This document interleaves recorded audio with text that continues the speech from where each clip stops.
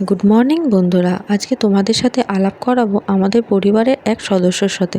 সদস্যকে দেখলে হয়তো তোমরা চিনতে পারবে, এই যে সেই সদস্যগুলো। এরা তার পরিবারকে নিয়ে এখানেই বসবাস করে।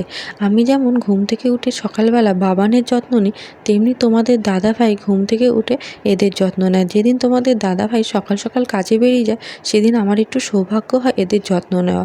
এরা তো কাউনের দানাগুলো খায়, খোসাগুলো বাটিতে পড়ে থাকে, সেগুলোই পরিষ্কার করে দিয়ে এর মধ্যে কিছুটা কাউন দিয়ে খাঁচার মধ্যে ঢুকিয়ে দিলাম।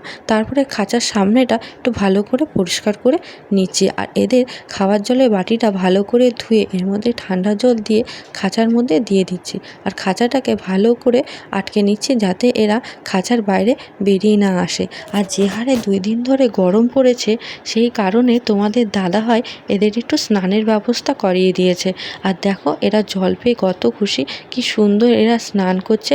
এরা এদের মতন স্নান করতে থাকুক বন্ধুরা। আজকের মতো এটুকুই ভিডিও, দেখা হবে পরের ভিডিওতে। টাটা।